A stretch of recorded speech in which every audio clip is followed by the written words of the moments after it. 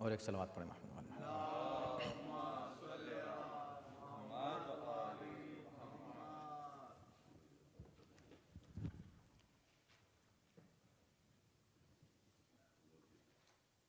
آج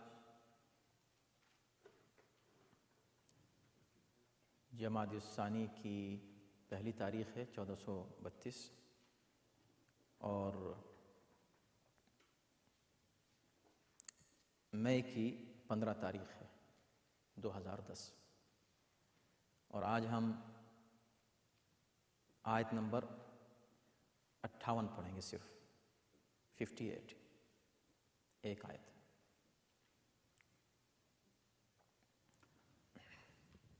اعوذ باللہ السمیع العلیم من الشیطان اللعین الرجیم،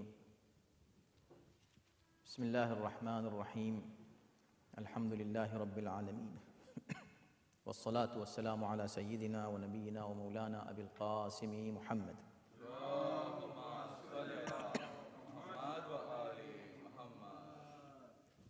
وآلہ الطیبین الطاہرین المعصومین ولعنۃ اللہ علی اعدائہم اجمعین من الآن الی یوم الدین۔ اما بعد فقد قال اللہ فی کتابہ الکریم، بسم اللہ الرحمن الرحیم، ذلک نتلوہ علیک من الآیات والذکر الحکیم، صدق اللہ العلی العظیم۔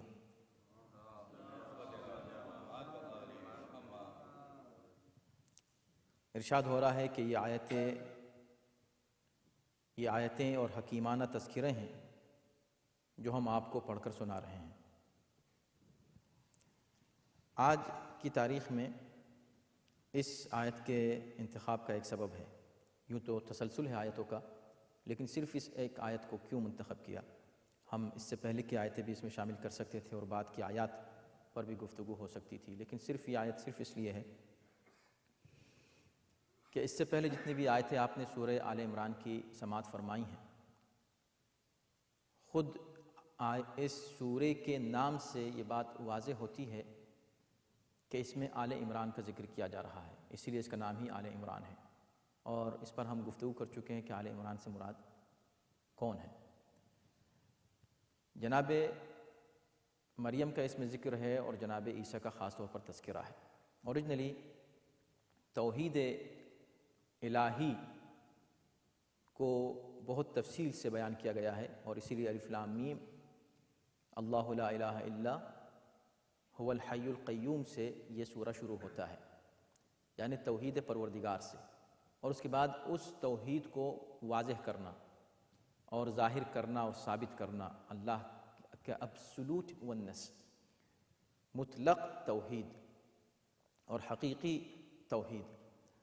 تو چونکہ بہت سے نظریات ہیں خالق کے تعلق سے، بہت سے تو وہ لوگ ہیں جو مانتے ہی نہیں کہ کوئی خالق ہے، کوئی پیدا کرنے والا ہے، انہیں ہم لوگ دہریہ یا ایتھیسٹ وغیرہ کہتے ہیں۔ اس طرح خود ان میں بھی بہت سے فرقے ہیں، اس لیے کہ ان میں بھی بہت سے نظریات ہیں کہ اگر کوئی خالق نہیں ہے تو پھر یہ کائنات کیسے خلق ہوئی۔ اس کے بعد وہ لوگ جو خدا کو مانتے ہیں ان میں بھی بہت سے نظریات ہیں، مختلف خداؤں کو ماننے والے یا حقیقی خدا کو ماننے کے بعد بھی اس میں شرک کرنے والے۔ ان میں سے ایک نظریہ اللہ کو اللہ تو مانتے ہیں، خدا کو خدا مانتے ہیں، ایک مانتے ہیں، پوری کائنات کا اس کو خالق مانتے ہیں، اس کی صفات کو تسلیم کرتے ہیں، لیکن ایک مشکل یہ ہے کہ وہ خدا کو باپ مانتے ہیں عیسیٰ کا، اور عیسیٰ کو اللہ کا بیٹا تسلیم کرتے ہیں۔ تو اس سورے میں جو بات بیان کی گئی وہ یہ کہ اللہ ایک ہے، لا الہ الا ہو، وہ لا الہ ہے، لا شریک ہے، اور کسی بھی اعتبار سے کسی کو اس کا شریک نہیں قرار دیا جا سکتا۔ تو اللہ کی توحید بیان کرنی تھی، لیکن قابل غور بات یہ ہے، پہلے تو آپ اس آیت کے ترجمے پر غور کریں کہ یہ آیتیں ہیں جو ہم آپ کو پڑھ کر سنا رہے ہیں، اور والذکر الحکیم، حکیمانہ تذکرے ہیں، یہ قصے کہانیاں نہیں۔ تو توحید کا ذکر کرنا ہے، توحید کو بیان کرنا ہے۔ لیکن توحید کو بیان کرنے کے لیے اللہ نے اپنی توحید کو ثابت کرنے کے لیے اللہ نے کس طرح شروع کیا؟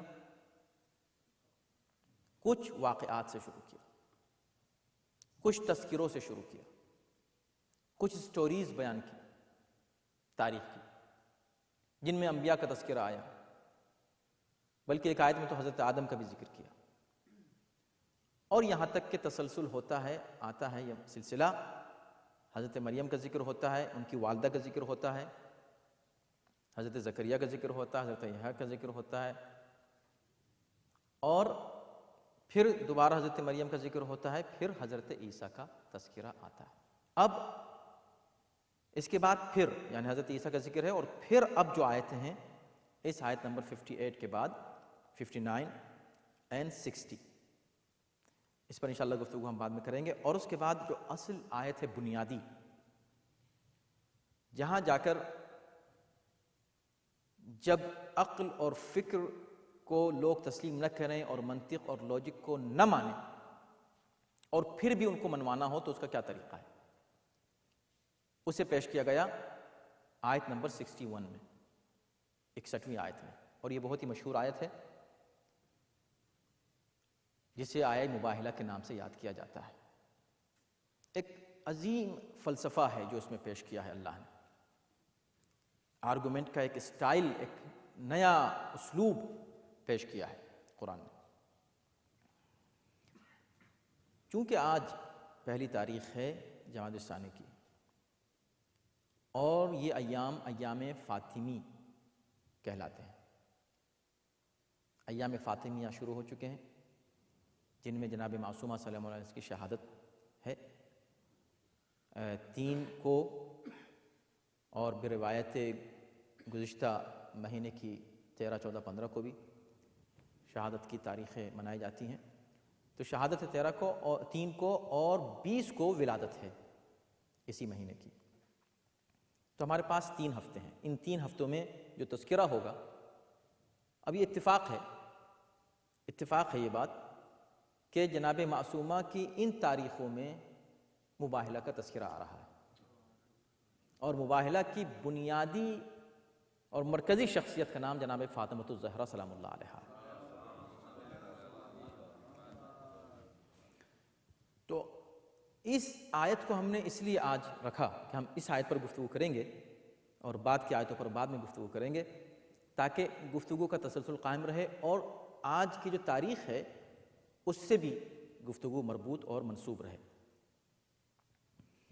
تو اس سے پہلے کہ ہم مباہلہ پر گفتگو کریں، پہلے یہ دیکھیں کہ قرآن کہہ یہ رہا ہے کہ یہ قصے کہانی کی کتابیں نہیں ہیں، اور ہم نے جو تم کو باتیں سنائی ہیں ذکر حکیم ہے، تذکرہ ہے لیکن حکمت والا تذکرہ ہے، اس میں کچھ حکمتیں پوشیدہ ہیں، غور کرنے کے لیے تمہارے، کہ تم سوچو، غور کرو کہ ہم نے کہانی مریم کی تم کو کیوں سنائی، ان کی ماں نے کیا منت مانی، اور اس کے بعد کیا ہوا، اور کیا گفتگو ہوئی، اور فرشتوں نے ان سے کس طرح کی باتیں کیں، اور ان کو کیا بشارت دی، اور جب جناب مریم پیدا ہوئیں تو انہوں نے کیا اللہ سے کہا، اور اللہ نے ان کو کیا جواب دیا، اور ساری باتیں۔ اور اس کے بعد پھر جناب مریم جب بڑی ہوتی ہیں تو ان کی کفالت کا مسئلہ آتا ہے، تو کفالت کے سلسلے میں ہر شخص چاہتا ہے کہ ان کی کفالت کرے، اور آخر میں جناب زکریا کے حصے میں یہ شرف آتا ہے اور یہ سعادت ان کو ملتی ہے۔ اور اس کے بعد پھر وہ دیکھتے ہیں کہ جناب مریم کے ساتھ جو معجزات ہو رہے ہیں، اور ان کو تر و تازہ کھانا اور پھل اور میوے ان کے سامنے رکھے رہتے ہیں آئے دن محراب میں، اور ان سے پوچھتے ہیں کہ یہ کہاں سے آیا، کہ انا لکی ھذا ھو من عند اللہ، اللہ کی طرف سے ہے۔ اس وقت وہ بھی دعا کرتے ہیں کہ پروردگار جب تو معجزے سے جناب مریم کو یہ سب کچھ دے سکتا ہے تو مجھ کو بھی تو مجھے فرزند عطا کر سکتا ہے، تو وہ فرزند مانگتے ہیں۔ حضرت یحییٰ کا ذکر ہونے لگتا ہے، پھر اس کے بعد جناب زکریا کا پھر ذکر ہے، اور اس کے بعد پھر جناب مریم کا تذکرہ ہے، خصوصی طور پر ان کے فضائل کا اور ان کے استفاء کا وغیرہ وغیرہ۔ یہ سب کوئی ایسی کہانی نہیں ہے کہ تم کہانی سنو تاریخ کی اور کو ہاں بھائی اچھی کہانی تھی اور بات ختم ہو گئی۔ ذکر حکیم ہے، آیتیں ہیں، اس میں کچھ نشانیاں ہیں، اس میں تمہیں کچھ غور کرنا ہے، جب تم کو غور کرو گے تو تمہیں کچھ ملے گا، ورنہ اگر صرف کہانی ہے تو سوچیں، ہر مسلمان سوچے تو قرآن پڑھ رہا ہے یا وہ مسلمان کہ جو اسلام کو کائنات کا سب سے اچھا مذہب سمجھتا ہے اور انسانیت کی فلاح و بہبود کی ضمانت مانتا ہے اسلام کو، جو حقیقتاً ہے، تو اگر کوئی غیر مسلم پوچھ لے آپ سے کہ بھئی آپ جس کتاب کی بات کر رہے ہیں اور جس قرآن کی بات کر رہے ہیں، اس میں تو صرف یہ قصے کہانیاں ہیں، سٹوریز ہیں، آپ سٹوریز کی بات کیا کر رہے ہیں؟ تو اس کا جواب یہی ہوگا، سٹوریز ضرور ہیں لیکن اس میں سبق ہے، اس میں لیسنس ہے، ورنہ اگر صرف سٹوری ہے تو اس کو یاد رکھیے، آپ کوئی سٹوری، پہلی تو بات یہ ہے کہ جو سٹوری گزر گئی، ہزاروں سال پہلے کی ایک بات ہے، آج ہم کیوں پڑھیں اس کو؟ کیا ضرورت ہے اس کو پڑھنے کی؟ ہو گیا ٹھیک ہے، ایسا ہوا تھا، اب ہم سے کیا مطلب؟ اور اگر ہسٹری میں ہے بھی تو یہ کہا نہیں جائے گا ضرور پڑھو اس کو، اور پھر ایک بار اور پڑھو، اور پھر ایک بار پڑھو، ہو گیا ایک بار پڑھ لیا، معلوم ہو گیا ختم، کہا نہیں، یہ آیتیں ہیں، آیت یعنی نشانی ہے، ان قصوں میں تمہیں کچھ غور کرنا ہے، یہ اصل میں تمہارے لیے ہے ہزاروں سال پہلے کی، لیکن ہے آج تمہارے واسطے، تمہیں اس میں سے کچھ سبق تم کو لینا ہے، جو بھی ہوا وہ ہوا، لیکن جو ہوا اس کو اس لیے دہرایا جا رہا ہے کہ اس میں جو ہوا اگر کچھ نہیں ہے تمہارے لیے آج تو اس کو قرآن میں نہیں ہونا تھا۔ قرآن میں ہونے کا سبب ہی یہ ہے کہ اس میں تمہارے لیے کوئی درس آج کی تاریخ میں موجود ہے، اور قرآن قیامت تک ہے تو قیامت تک آنے والے لوگوں کے لیے اس میں کچھ درس موجود ہے، ذکر الحکیم، حکمت کے تذکرے ہیں، وزڈم ہے اس کے اندر، غور کرو، صرف کہانی ایسا ہوا تھا ویسا ہوا تھا، اس میں ہم کو کیا ملا آج، ہمیں کل کیا ہوا وہ بھی الگ بات ہے، ہم کو آج اس میں کیا مل رہا ہے، ایک بات۔ دوسری بات یہ کہ اگر صرف کہانی ہوتی تو کہانی کا اس کا ایک اصول ہے، ایک سائیکولوجی ہے، آپ کو پتا ہے، آپ کوئی بھی کہانی ایک بار سن لیں، دوبارہ اگر اسی کہانی کو آپ پڑھیں گے آپ کو کوئی انٹرسٹ نہیں ہوگا، تیسری بار آپ اس کا نام بھی نہیں سننا چاہیں گے، چوتھی بار تو آپ اس کا ذکر بھی نہیں کریں گے۔ لیکن اگر کوئی آپ سے کہے کہ یہ ایک سٹوری ہے، اس کو پڑھیں آپ، میں پڑھ چکا، نہیں پھر پڑھیں، تو کیا کروں گا پڑھ کے، مجھے پتا ہے۔ اگر کوئی شخص آپ کو سنائے کوئی سٹوری، پھر دوبارہ پھر وہی سٹوری آپ کو سنائے اور تیسری بار پھر سٹوری سنائے، تو آپ اس کو کیا کہیں گے؟ اس کو آپ کہیں گے ایک نارمل آدمی ہے۔ پھر یہ قرآن اگر صرف سٹوری کی کتاب ہے تو ہونا ہی چاہیے کہ اگر صرف سٹوری ہے تو ایک بار پڑھنے کے بعد آپ کو مزہ نہیں آئے دوبارہ پڑھنے میں، لیکن لطف آنا، اور دوسری بار اس سے زیادہ مزہ آنا، اور تیسری مرتبہ اس سے زیادہ لطف آنا، اور چوتھی مرتبہ اور زیادہ آنا، جتنا پڑھتے جائیں اتنے لطف میں اضافہ ہوتا جائے، اس بات کی دلیل قصے کہانی کی کتابیں نہیں ہیں، یہ حکمت کی کتاب ہے، یہ ہدایت کی کتاب ہے۔ اب کیا حکمت ہے اس میں؟ تو بہت سی حکمتیں ہیں، بہت پہلو ہیں، اس کو کوئی سمیٹ نہیں سکتا، دنیا کا کوئی انسان یہ کہہ نہیں سکتا کہ میں کسی آیت پر اتنی گفتگو کر سکتا ہوں کہ وہ آیت اس کا حق ادا ہو جائے اور میں ہر پہلو کو کور کر سکوں، یہ کوئی نہیں کہہ سکتا دنیا میں علاوہ معصومین علیہم السلام کے۔ کیوں؟ اس لیے کہ اسی آیت میں، آیت نمبر 7 میں اس بات کا ذکر کیا گیا، وَمَا يَعْلَمُ تَأْوِيلَهُ إِلَّا اللَّهُ وَالرَّاسِخُونَ فِي الْعِلْمِ، صرف راسخون فی العلم اس کے ان متشابہات کا علم رکھتے ہیں، محکمات تو ہر انسان سمجھ سکتا ہے، کوئی مسئلہ نہیں ہے، لیکن حالانکہ ان محکمات کو بھی سمجھنے کے لیے علم کی ضرورت ہے اور سمجھنے کی ضرورت ہے اور تحقیق کی ضرورت ہے، لیکن متشابہات تو کوئی جان ہی نہیں سکتا سوائے خدا کے اور ان لوگوں کے جن کو اللہ نے راسخون فی العلم قرار دیا ہے۔ جب ایسی بات ہے تو اب ہم کو دیکھنا یہ ہے کہ پھر اگر یہ کہانی نہیں ہے اور اس میں حکمت، تو حکمت ہے کیا؟ تو میں نے عرض کیا کہ سینکڑوں حکمتیں ہو سکتی ہیں، لیکن آج ہم صرف ایک حکمت کا ذکر کرنا چاہتے ہیں، اور وہ حکمت ہے ان عظیم شخصیتوں کا تذکرہ کرنے کے بعد، جیسے جناب مریم ہیں، یا مریم کی ماں ہیں، یا مریم کے بیٹے ہیں، یا جناب زکریا ہیں اور ان کے بیٹے ہیں اور ان کی بیوی ہیں، ان کا تذکرہ کر کے ہمیں بتایا جا رہا ہے کہ اسی میں تمہیں بہت سے سبق ملیں گے۔ اسلام ایک مذہب ہے، ایک دین ہے، ایک ریلیجن ہے جو پیغمبر اسلام لے کر آئے، اور اس کے بعد اس میں اختلافات پیدا ہوئے، اتنے فرقے بن گئے۔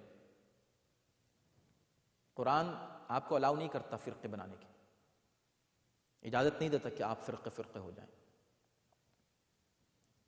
اور ویسے بھی ہو نہیں سکتا، اس لیے کہ قرآن حق ہے، اور حق دو نہیں ہو سکتے، حق ایک ہی رہتا ہے۔ سچائی ہمیشہ ایک ہوتی ہے، یہ یونیورسل فیکٹ ہے کہ سچ ایک ہوگا، سچ دو نہیں ہوں گے۔ تو پھر اتنے فرقے کیوں ہو گئے؟ اور ہر شخص یہ دعویٰ کر رہا ہے کہ ہم سچ ہیں۔ تو قرآن ہی کہتا ہے کہ پڑھو قرآن کو، غور کرو، کہانی کے انداز میں نہیں، حکمت سمجھ کے پڑھو تو تم کو بہت کچھ نظر آئے گا۔ آج مسلمانوں کے درمیان جو مسائل ہیں ان سب کا حل موجود ہے یہاں۔ جناب معصومہ کا ذکر ہے، اسی کا تذکرہ تھوڑا سا دیکھیں کہ ان آیتوں میں کہاں کہاں جناب سیدہ کا ذکر آیا ہے۔ آپ کہیں گے کہیں نہیں آیا، ہم کہیں گے ہر آیت میں آ سکتا ہے۔ وَمَا يَعْلَمُ تَأْوِيلُهُ إِلَّا اللَّهُ وَالرَّاسِخُونَ فِي الْعِلْمِ، آیت نمبر 7 میں اس پر تفصیل سے ہم چونکہ گفتگو کر چکے ہیں، ہم صرف یاد دلانا ہے، اور چونکہ یہ موقع ہے اور جناب معصومہ کا ذکر ہے تو عرض یہ کرنا ہے کہ آج بھی یہ بحث ہے کہ قرآن مجید کی جو دو طرح کی آیتیں قرآن نے پیش کی ہیں، آیت نمبر 7 میں سورہ آل عمران کے محکمات اور متشابہات، دہرانا اس لیے نہیں ہے کہ آپ کے ذہن میں وہ ہے، صرف اشارہ کرنا۔ ان میں محکمات وہ ہیں جو کھلم کھلا ہر ایک کو پتہ ہے، متشابہات کا علم کسی کو نہیں ہے، تو لوگوں نے کہا کہ صرف اللہ کو ہے اونلی، اور راسخون فی العلم کا تعلق اس سے نہیں ہے کہ وہ متشابہات کا علم رکھتے ہیں، صرف اللہ رکھتا ہے۔ اگر صرف اللہ رکھتا ہے تو پھر ان آیتوں کا قرآن میں اتارنا عبث ہے، بیکار ہے، اور اللہ بیکار کام نہیں کرتا، عبث کام اللہ انجام نہیں دیتا۔ اگر کچھ آیتیں قرآن میں ایسی ہیں کہ جس کا علم صرف اللہ کو ہے تو اللہ نے اتاری کیوں ہے؟ اگر میں آپ سے کوئی اس وقت ایسی بات کروں، بات کرتے کرتے تقریر ہو رہی ہے، گفتگو ہو رہی ہے، درس ہو رہا ہے، اور 2-3 جملے میں ایسے بولوں کہ جو آپ کی سمجھ میں ہی نہیں آئے، اور میں خود ہی کہوں کہ آپ کی سمجھ میں نہیں آ سکتے، آپ میں سے کسی کی یہ جملے سمجھ میں نہیں آ سکتے، تو آپ کہیں گے مولانا آر یو اوکے؟ پھر آپ بول ہی کیوں رہے ہیں وہ جملے؟ کیوں ایک بیکار کام آپ کیوں کر رہے ہیں یہاں پر؟ یہ 3 جملے 4 جملے، اس میں 10 سیکنڈ لگیں گے، 20 سیکنڈ لگیں گے، برباد کیوں کر رہے ہیں؟ مقصد کیا ہے ان کا ایک بیکار کام کرنے کا؟ تو کوئی بھی انسان ہو سکتا ہے کوئی بیکار کام کرے، عبث، پروردگار عالم کی طرف عبث کی نسبت گناہ عظیم ہے اور کفر ہے اور شرک ہے۔ تو ایسا نہیں ہو سکتا کہ خدا کوئی آیت اتارے اور اس کا علم کسی کو نہیں ہو سوائے خود اس کے، عقل کے خلاف، ریجیکٹڈ، یہ نظریہ ہی ریجیکٹڈ۔ کچھ لوگ ہیں جن کے پاس وہ علم ہے۔ کون ہیں وہ لوگ جن کے پاس وہ علم ہے؟ یہاں بہت معقول بات ہے کہ صرف ان کے پاس ہو سکتا ہے جن کو اللہ نے علم دیا ہے۔ اب ان کو آپ تلاش کریں جن کو اللہ نے علم دیا ہے، تو ان میں پیغمبر اسلام کی ذات پر تو سب متفق ہیں۔ جب ان کی ذات پر سب متفق ہیں کہ ہاں ٹھیک ہے، ان کا علم اللہ کی طرف سے، کسی سے انہوں نے سیکھا نہیں پڑھا نہیں، تو اللہ کی طرف سے ہوا نا، تو راسخون فی العلم میں نمبر 1 سب سے پہلی شخصیت کون ہے؟ پیغمبر اسلام۔ وہ جب راسخون فی العلم ہیں، اب اگر وہ یہ کہیں کہ علم یعنی سارا علم قرآن کا پیغمبر اسلام کے پاس، کوئی مسلمان اس سے اختلاف کرے گا؟ نہیں۔ جب نہیں کرے گا تو اس کا مطلب یہ ہوا کہ علم قرآن مکمل شروع سے آخر تک پیغمبر اسلام کی ذات گرامی میں ہے، اور وہ راسخون فی العلم کے بہترین مصداق ہیں۔ اب وہ پیغمبر اگر یہ کہیں کہ جتنا علم ہے یہ سب ایک شہر میں ہے، ایک مثال میں تم کو دیتا ہوں، اور مثال یہ ہے کہ اس شہر کے اندر سارا علم ہے کائنات کا، اور اس شہر کا ایک دروازہ ہے۔ اب یہ علم یہاں کہہ سکتے ہیں کہ اب یہ علم کسی کو نہیں ملے گا، اللہ سے ان کو تو مل گیا، لیکن ان سے چونکہ ایک شہر ہے اور دیوار ہے، یہاں کسی کو یہ علم نہیں ملے گا۔ اگر نہیں ملے گا تو پھر کیا فائدہ اس علم کا؟ کہا نہیں، دروازہ ہے علم کا۔ نہیں ملے گا کا مطلب یہ ہے ملے گا صرف اس کو جو دروازے سے آئے گا، اور دروازہ کون ہے؟ وَعَلِيٌّ بَابُهَا، علی بن طالب اس کا دروازہ ہے۔ اب سوچیں، جناب پیغمبر اسلام نے علی کو باب مدینۃ العلم قرار دیا۔ علم، اگر قرآن کا علم حاصل کرنا ہے علی کے ذریعے سے حاصل کرو تو تم کو صحیح قرآن کا علم حاصل ہوگا، اس لیے کہ وہی دروازہ ہے، دروازے سے ہٹ کے تم علم لے نہیں سکتے۔ وہ جو جن کے لیے پیغمبر اسلام نے یعنی حضرت علی وہ شخصیت ہیں، وہ ذات گرامی ہیں مسلمانوں کے درمیان کے جن کے علم کے تعلق سے کسی کو کوئی شک اور شبہ نہیں ہے۔ بہت سے مسائل میں لوگوں نے شکوک و شبہات ظاہر کیے ہیں ان کے فضائل میں، لیکن علم کے بارے میں کسی نے شک نہیں کیا ہے۔ یعنی یہاں تک کہ اب سوچیں، اقواکم علی، تم سے میں بہترین فیصلہ کرنے والا علی ہیں، اعلمکم علی، تم سب سے صاحب علم علی ہیں، اس طرح کی حدیثیں تو موجود ہیں اور صحاح میں موجود ہیں اور تاریخ اس کی گواہی دیتی ہے، اور وہ کہ جن کی عزت کی جاتی ہے، جن کا احترام کیا جاتا ہے، وہ تک یہ کہتے ہوئے نظر آتے ہیں کہ اگر علی نہ ہوتے تو ہم ہلاک ہو جاتے۔ تو علم میں علی پر کسی کو شک نہیں۔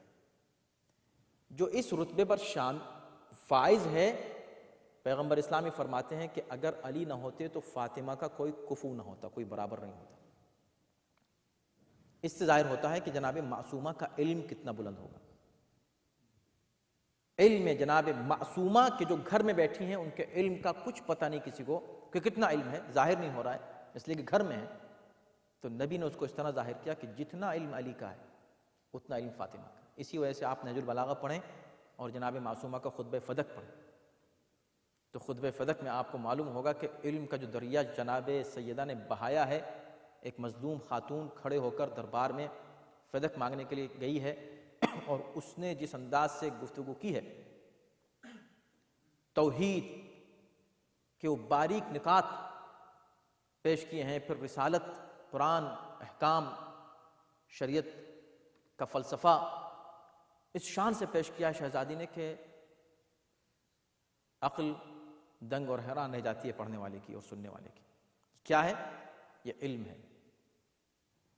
تو جب قرآن کہہ رہا ہے کہ ہم نے تم کو کہانیاں نہیں بتائی ہیں، یہ ذکر حکیم ہے، فاطمہ کو سمجھو، علی کو سمجھو، اہل بیت کو سمجھو۔ سمجھو کس چیز سے؟ انہی کہانیوں سے۔ آپ دیکھیں، قل اللہم مالک الملک تؤتی الملک من تشاء۔ اگر آپ کوئی کہے نہیں صاحب مسئلہ یہ تھا فلاں بادشاہ ہیں اور فلاں کے پاس حکومت تھی، ان کے پاس حکومت نہیں تھی اس لیے لوگوں نے ان کو مان لیا، تو قرآن اس کی بھی وضاحت کر رہا ہے۔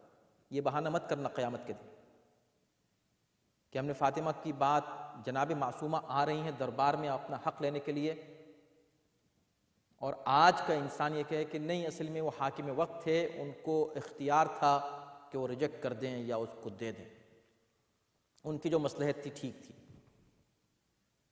ان کی مصلحت صحیح تھی۔ اور قرآن یہ کہہ رہا ہے کہ تم اگر کسی کو حاکم مانو تو اس کو مانو جس کو ہم نے حاکم بنایا، تو اتل ملک من تشاء، جسے ہم ملک دیں، ہم ملک دیں، وہ صاحب ملک ہے، نہ وہ کہ جس کو تم صاحب ملک مان لو۔ اور اگر تم صاحب کسی کو ملک مان بھی لیتے ہو تو یاد رکھنا وَتَنْزِعُ الْمُلْكَ مِمَّن تَشَاءُ، جس سے ہم چاہیں ملک چھین بھی لیتے ہیں۔ یہ ظاہری مملکت دینا اور لینا، اس کی کیا حقیقت ہے؟ اصل حکومت وہ ہے جو ہم وہ دیں۔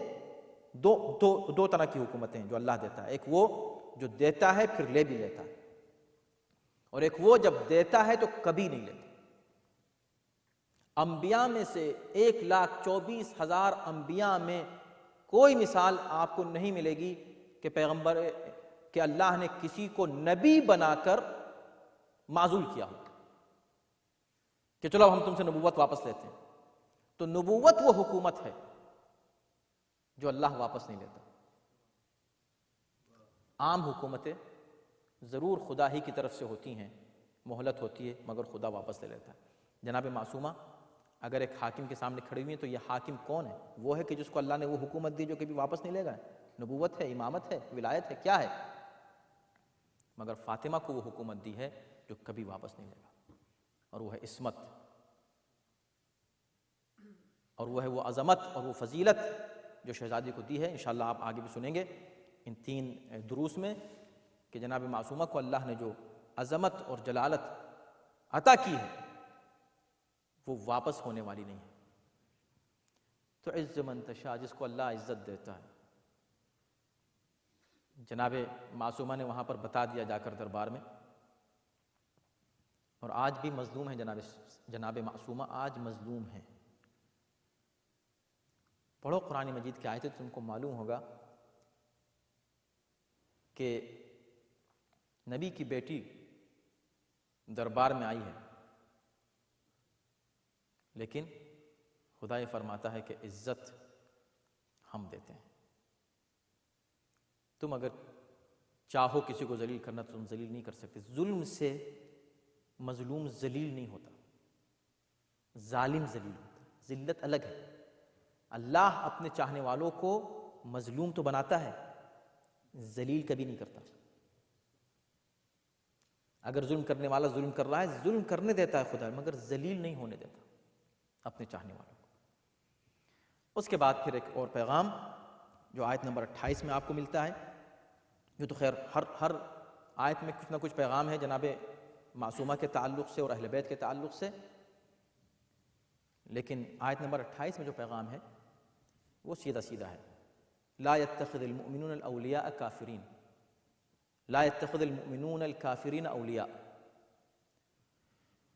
مومنون جو ہیں، مومن وہ کافروں کو کبھی اپنا ولی نہیں بناتے۔ اور کافر کون ہے؟ جو اللہ کی آیتوں کا انکار کرے وہ کافر ہے۔ اس کا ذکر آیت نمبر 57 میں ہو چکا ہے کہ جو لوگ اس کو ڈینائی کریں، ان حقیقتوں کو جو اللہ بیان کر رہا ہے، وہ کافر ہیں۔ اور جو کافر ہیں مومن ان کو ولی، اپنا سرپرست نہیں بناتے۔ تو اہل بیت طاہرین علیہ السلام عصمت کی پیک پر ہیں، عظمتوں کی انتہا پر ہیں، اور ان کے مقابلے پر آنے والے جتنے افراد ہیں وہ خود کو مسلمان نہیں کہہ سکتے، اور ان کو اپنا سرپرست نہیں بنایا جا سکتا۔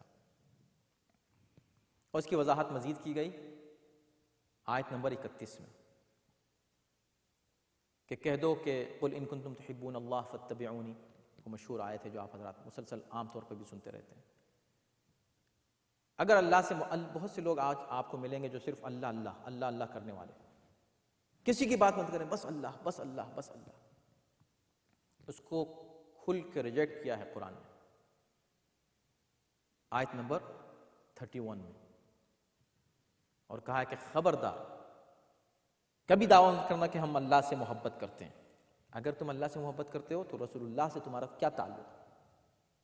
ان کی تم پیروی کرتے ہو کہ نہیں؟ ان کی اتباع کرتے ہو کہ نہیں؟ ان کے نقش قدم پر چلتے ہو کہ نہیں؟ ان کی بات مانتے ہو کہ نہیں؟ ان کا احترام کرتے ہو کہ نہیں؟ ان کی تعظیم کرتے ہو کہ نہیں؟ اگر نبی کچھ نہیں ہے تو تم اللہ اللہ کرنے والے کون ہیں؟ تو اصل حقیقت توحید یہی ہے کہ آپ اللہ والوں کو سمجھیں، ان کا احترام کریں، ان کی تعظیم کریں، اولیاء اللہ کی تعظیم کریں، تو اس سے آپ کی توحید، آپ کی اللہ سے محبت ظاہر اور واضح ہوتی ہے۔ یہ چیز بیان کر دی گئی۔ اس کے بعد آیت نمبر 33 میں، یعنی دیکھیں نا، ایک بات سے دوسری بات، اور اس سے پھر وضاحت اور اس کی وضاحت۔ جو لوگ آج یہ کہتے ہیں کہ نہیں بس صرف اللہ اللہ کریں اور اللہ کے علاوہ کسی کی بات نہ کریں، چاہے وہ رسول اللہ کیوں نہ ہو۔ آپ جاتے ہیں حج پر جانے کے بعد مکے سے فارغ ہو کر، یا مکے جانے سے پہلے آپ مدینے جاتے ہیں، تو آپ وہاں کھڑے ہو کے کیا منظر دیکھتے ہیں؟ ماشاءاللہ کافی حجاج یہاں بیٹھے ہوئے ہیں جو لوگ حج کا شرف حاصل کر چکے ہیں۔ پروردگار ہم سب کو پھر دوبارہ یہ سعادت نصیب فرمائے۔ لیکن جب آپ جاتے ہیں تو وہاں کھڑے ہوئے کچھ لوگ ملتے ہیں قبر پیغمبر کے سامنے، اور آپ کو قبر کو بوسہ نہیں لینے دیتے، چومنے نہیں دیتے قبر۔ کیوں نہیں چومنے دیتے؟ بدعت ہے، بدعت ہے قبر کا چومنا۔ بدعت، ہاں میں کہتا ہوں بدعت سے بھی بڑا ہے، شرک ہے، مگر تم جیسے لوگوں کی قبر کا چومنا۔ اگر تم مر جاؤ اور تمہیں کہیں دفن کر دیا جائے اور کوئی تمہاری قبر کو جا کے چومنے لگے تو اس سے بڑا شرک ہی نہیں۔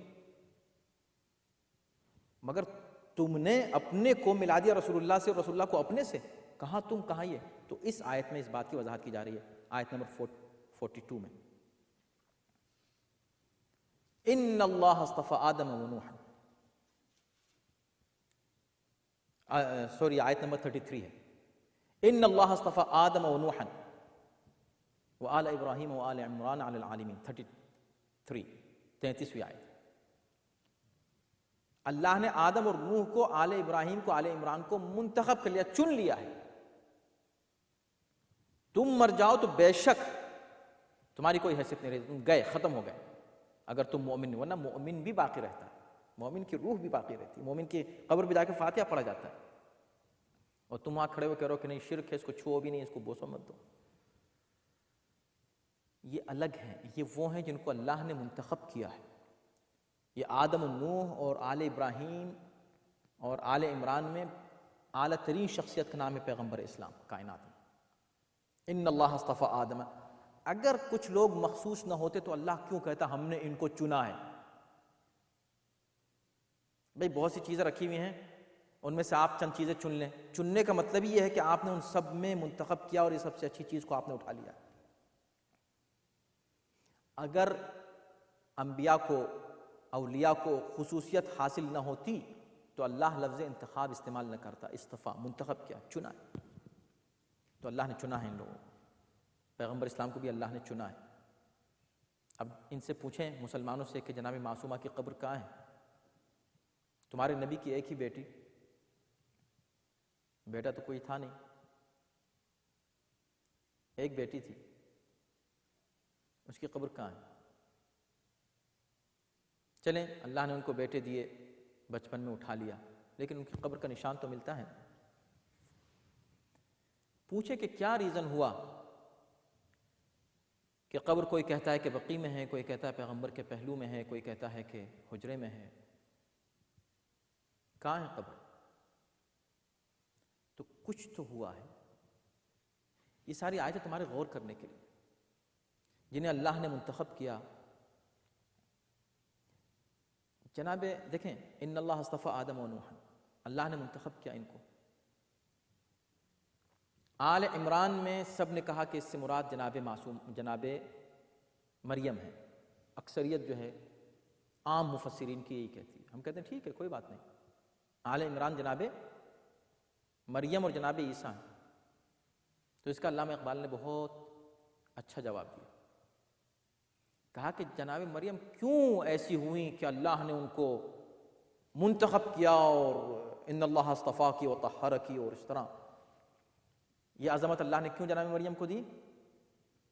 تو وہ کہتے ہیں کہ مریم از یک نسبت عیسیٰ عزیز، اس سے نسبت حضرت زہرا عزیز۔ مریم بہت اللہ کو عزیز ہیں، اللہ کے منتخب ہیں، اس لیے کہ اللہ نے انہیں ایک بیٹا ایسا دیا، تو وہ ایک نسبت سے بیٹے کی اتنی عظیم ہوئی۔ کیوں؟ اس لیے کہ وہ عیسیٰ کی ماں ہے۔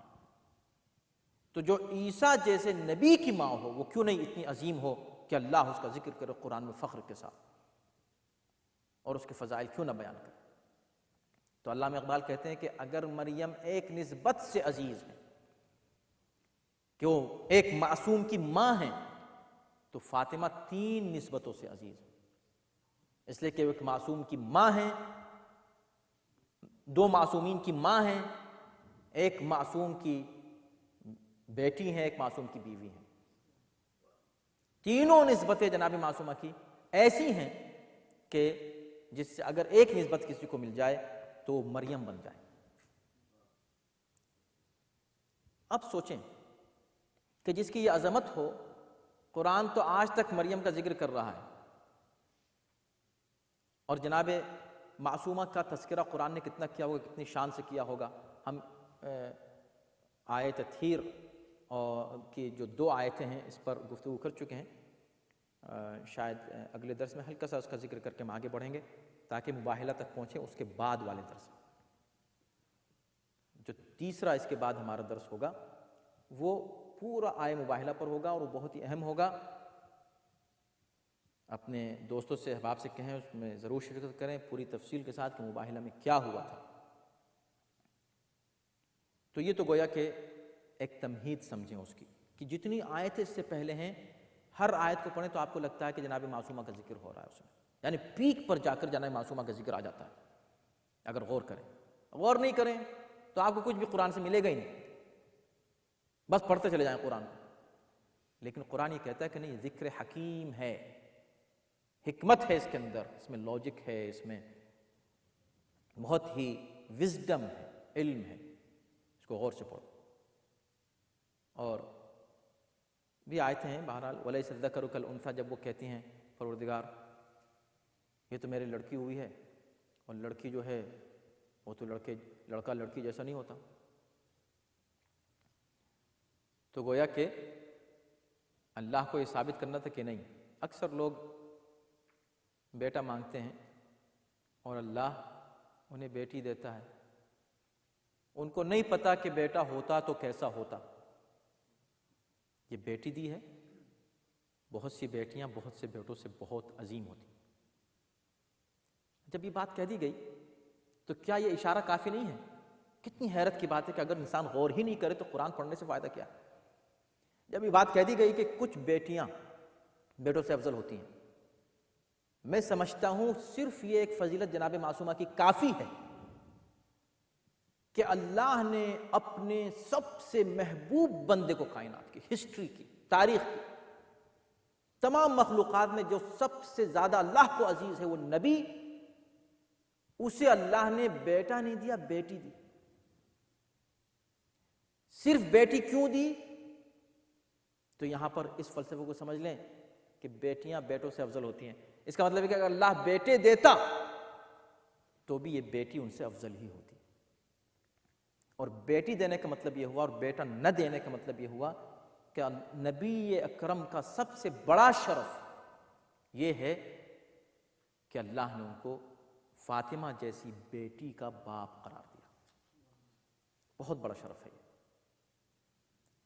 اسی لیے جب ایک بار جناب سیدہ نے پیغمبر اسلام کو خطاب کر کے کہا یا رسول اللہ، عجیب بات ہے، عجیب روایت ہے، فرمایا یا رسول اللہ، ایک بات کہنا چاہتی ہیں، کہتے ہیں یا رسول اللہ، تو نبی نے دیکھا، کہا بیٹی بے شک میں اللہ کا رسول ہوں، مگر یہ بات دوسروں کے لیے ہے،